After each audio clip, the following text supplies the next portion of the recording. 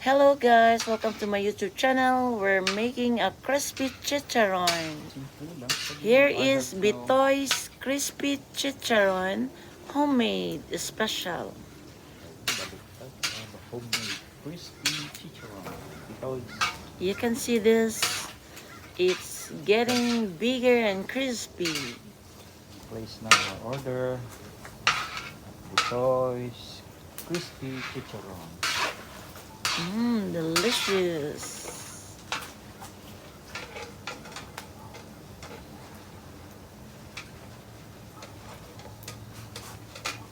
Okay. Diba? Diba? And finished product is here. Parang kay Mang And very yummy. We're gonna try. Don't forget to buy now.